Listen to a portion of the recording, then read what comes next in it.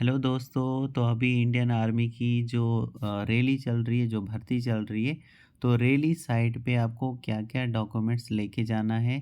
तो सबसे पहले यहाँ पे देखिए आपको एडमिट कार्ड अपने साथ में रखना है, उसको श्रिंक नहीं करना है, इस तरीके से मोड़ना नहीं है उसको, अच्छे से अच्छे गुड क्वालिटी पेपर में उसको प्रिंट करना है, तो वो आपको अपने साथ रखना है एडमिट कार्ड। ठीक है जी, उसके अलावा आपको फ़ोटोग्राफ्स रखने हैं, कितने रखने हैं? 20 फ़ोटोग्राफ्स रखने हैं। और अनअटेस्टेड उसको अटेस्ट नहीं करना है। 20 फ़ोटोग्राफ्स आपको रखने हैं, लेकिन वो 3 महीने से ज़्यादा पुराने नहीं होने चाहिए friends. 3 months not more than 3 months old, यानी 3 महीने से ज़्यादा के वो पुराने फ़ोटोग्राफ्स नहीं होने चाहिए। और जो फ़ोटोग्राफ्स आपके होंगे वो कलर्ड होना चाहिए, और उनका जो बैकग्राउंड होना चाहिए वो वाइट होना चाहिए, यानी सफ़ेद बैकग्राउंड आपका होना चाहिए। ठीक है जी, ये 2 चीज़ें हो गई। इसके अलावा हमारे पास जो यहाँ पे एजुकेशन सर्टिफिकेट है, जैसे कि यहाँ पे आपने 10th किया है तो 10th की आपकी मार्कशीट लगेगी, 12th किया है 12th की मार्कशीट लगेगी, ठीक है जी। तो ये सारी चीज़ें आपको साथ में रखनी है। 10th marksheet, 10th diploma, 12th marksheet, 12th diploma, ये चीज़ें आप अपने साथ में रखिए। इसके अलावा यहाँ पे देखिए,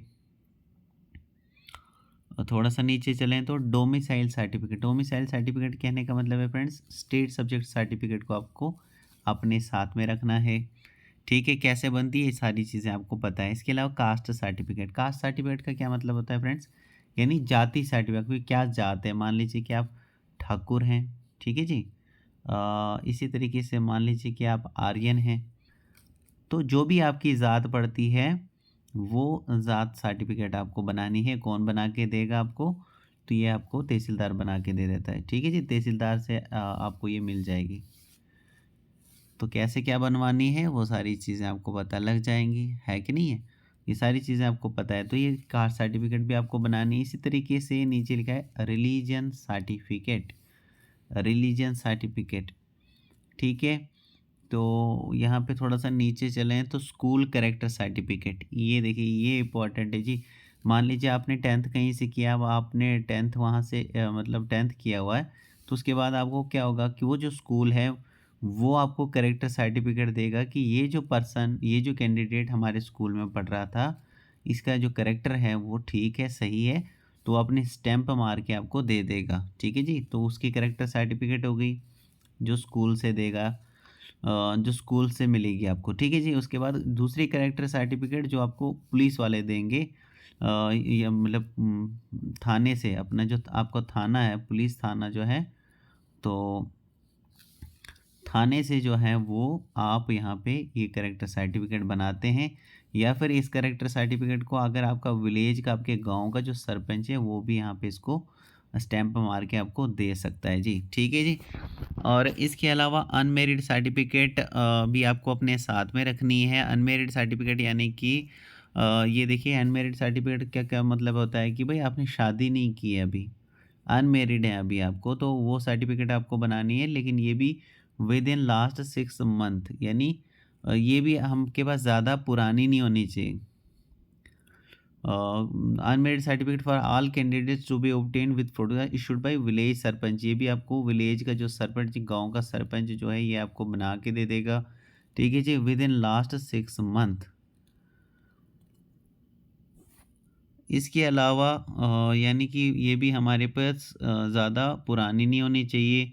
इसी तरीके से अगर हम थोड़ा-सा नीचे स्क्रॉल करते हैं तो आपको क्या करेगा, आपको क्या लगेगा जी, एक एफ़िडेविट भी लगेगा आपको। एफ़िडेविट जो है वो आपने बनाना है जी, कहाँ से बनाएँगे?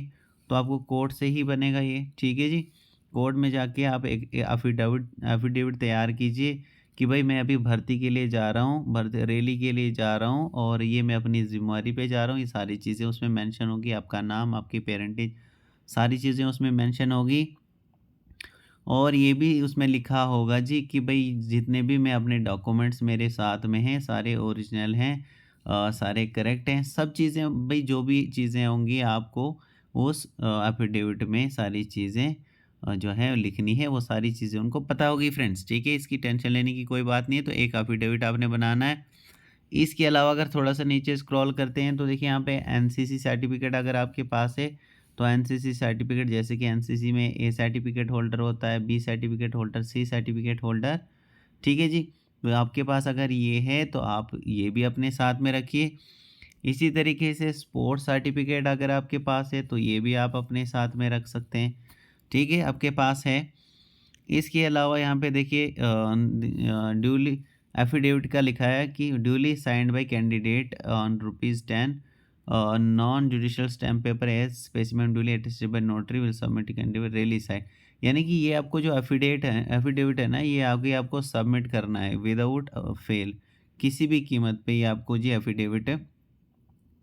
देखिए यहाँ पे लिखा भी क्या है कि submission of affidavit is mandatory to gain entry into the, यानी कि अगर आप एंट्री लेना चाहते हैं रैली में तो आपको ये मैंडेटरी है, ये ज़रूरी है कि आपको एफिडेविट वहाँ पे सबमिट कराना पड़ेगा। Candidates will not be permitted to enter the rally without affidavit, जो है आपको एंट्री नहीं मिलने वाली है, ठीक है जी। इसके अलावा थोड़ा सा नीचे स्क्रॉल करते हैं तो मैं आपको बता देना चाहता हूँ कि आप यहाँ पर इसके अलावा एक्स्ट्रा जो डॉक्यूमेंट्स हैं अपने साथ में रख सकते हैं, जैसे कि आपका आधार कार्ड हो गया, ठीक है, जो यहाँ पे अगर मेंशन नहीं भी है तो भी मैं आपको बताता हूँ, आधार कार्ड अपने साथ में रखिए, पैन कार्ड अपने साथ में रखिए, पैन कार्ड अगर आपके पास है पैन कार्ड अपने साथ में रखिए, वोटर आईडी जो होता है, ठीक है जी, वोटर आईडी कार्ड जो होता है वो अपने साथ में रखिए। इसके अलावा अगर आपके पास एक्स्ट्रा डॉक्यूमेंट हैं, जैसे पासपोर्ट हो गया आपके पास, पासपोर्ट के अलावा ड्राइविंग लाइसेंस आपके पास हो गया, ठीक है जी। तो ये कुछ डॉक्यूमेंट्स हैं जो आपको अपने साथ में रखने ही चाहिए फ्रेंड्स, ठीक है। अब थोड़ा सा मैं ऊपर आता हूँ, फिर से स्टार्टिंग में हम आ जाते हैं जहाँ से हमने शुरू किया था। और यहाँ पे देखिए कि भाई कैंडिडेट्स को जो ये नीचे दिए गए जो मैंने अभी डॉक्यूमेंट्स आपको बताए ना सारे के सारे, उन डॉक्यूमेंट्स का आपने क्या करना है जी, इनकी 2 फोटोकॉपीज़ बनानी है। देखिए यहाँ पे क्या लिखा है, 2 फोटोकॉपीज़ बनानी है, यानी जो डॉक्यूमेंट्स आपको नीचे मैंने बताए ना, डॉक्यूमेंट्स के 2 सेट निकालने हैं, समझिए इस तरीके से 2 सेट आपने निकालने हैं, फ़ोटो स्टेट निकालना है और फ़ोटो स्टेट को आपने अटेस्ट करना है, समझ में आ रहा है? उन फ़ोटो स्टेट कॉपियों पर आपने खुद से अटेस्ट करना है, यानी सेल्फ अटेस्ट कर सकते हैं, ठीक है जी, सेल्फ अटेस्टेड, ठीक है, या फिर आप किसी जो गेज़ेटेड ऑफिसर होता है उससे आप अटेस्ट करा लीजिए फ्रेंड्स, ठीक है जी, अटेस्ट करा लीजिए।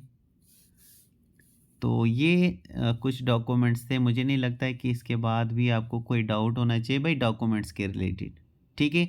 यही सारे डॉक्यूमेंट्स हैं जो आपको लगने हैं, तो आप इनको ज़रूर अपने साथ में रखिए।